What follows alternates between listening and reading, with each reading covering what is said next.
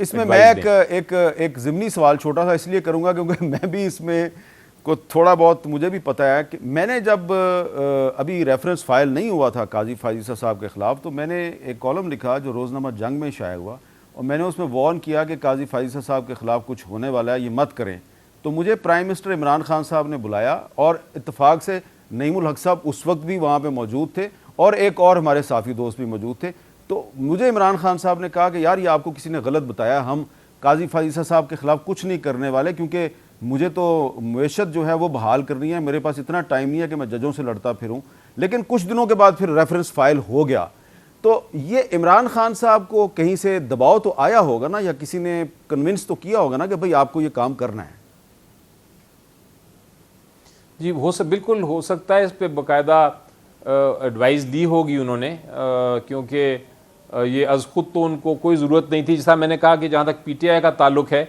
جب مجھے کہا گیا تھا کہ آپ یہ ریویو فائل کریں، تو مجھے تو اس ججمنٹ میں کوئی ایسی ایشو نہیں نظر آیا تھا جس کے تحت ریویو فائل ہو، اس لیے میرٹس پہ ہم نے چیلنج ہی نہیں کیا تھا۔ تو اس لیے ہو سکتا ہے کہ یہ ریفرنس فائل کرنے میں کوئی ایڈوائس ہوئی ہو، کوئی ڈائریکشن ہوا ہو، لیکن میرا خیال ہے یہ لا منسٹر صاحب ہی بتا سکیں گے بہتر، یا اٹارنی جنرل صاحب بتا سکیں گے بہتر کہ کیا اس کے پیچھے بیک گراؤنڈ ہے۔ آپ نے بھی اپنا ایک اگزامپل دیا، اس سے تو نظر آتا ہے کہ عمران خان صاحب کو اس کا بالکل ارادہ نہیں تھا فائل کرنے کا ریفرنس۔ لیکن اتنا ضرور ہے کہ جب وہ کیوریٹو ریویو فائل ہو رہا تھا، آپ کو یاد ہے کہ ایک ججمنٹ، اس کے بعد ریفرنس کے بعد ایک ججمنٹ آئی، اور ججمنٹ کے بعد دوسری ججمنٹ آئی، اور پھر ایک کیوریٹو ریویو فائل کرنا تھا۔ تو اس وقت ضرور میں نے اس کو اپوز کیا تھا کیوریٹو ریویو کا، بیکاز تب تک میں اس میں مجھے ایک اوپینین فارم کرنے کا کہا گیا تھا۔ تو اس لیے لیکن جو پہلے والے واقعات ہیں اس کا مجھے ڈائریکٹلی علم نہیں، اس لیے میں میرا خیال ہے کسی کے خلاف یا کسی کے فیور میں کوئی گفتگو شاید نہ کر سکوں۔ اچھا یہ بتائیں علی ظفر صاحب، آپ کے خیال میں کیا یہ مقدمہ اتنا امپورٹنٹ ہے موجودہ حالات میں کہ آئندہ جب اس کی سماعت ہو اور فیض آباد دھرنا کیس کی ججمنٹ پہ عمل درآمد کا مسئلہ اٹھایا جائے، تو اس معاملے پہ جو سپریم کورٹ کے 3 ممبر بینچ کی کارروائی ہے اس کو براہ راست نشر کرنا چاہیے، جس طرح کہ پہلے بھی فل بینچ کی کارروائی کو بھی نشر کیا گیا؟ حامد میر صاحب، میرے لحاظ سے یہ کافی اہم مقدمہ تو ضرور ہے، لیکن اس جگہ پہ میں ایک ذکر ضرور کرنا چاہوں گا۔ ایک سب سے اہم جو مقدمہ ہے، جو مقدمہ اتنا اہم ہے کہ اس سے اہم مقدمہ کوئی اس وقت پاکستان میں نہیں، اور وہ مقدمہ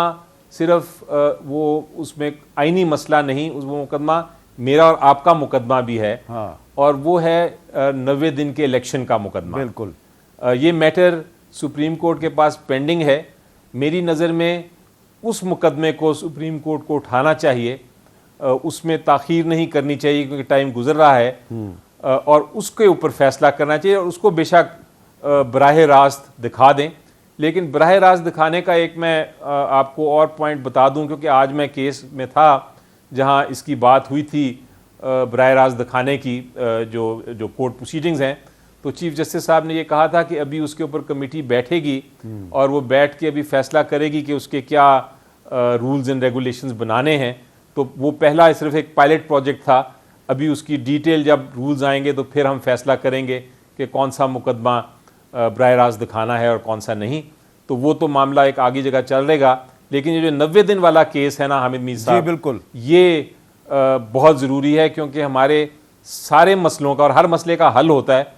اس وقت جتنے مسائل ہیں اس کا حل میری نظر میں الیکشن ہی ہے۔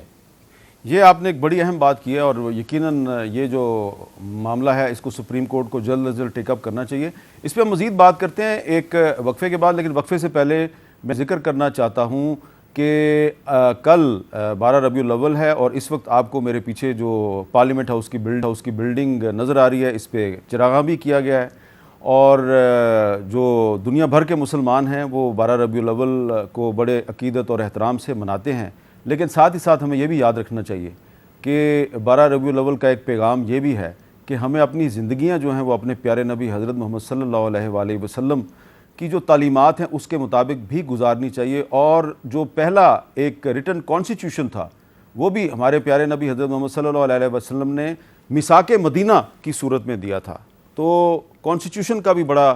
احترام ہونا چاہیے، اور کانسٹیٹیوشن میں جو حلف لیا جاتا ہے اس کا بھی بڑا احترام ہونا چاہیے، جس کا ذکر فیض آباد دھرنا کیس کی ججمنٹ میں بھی ہے.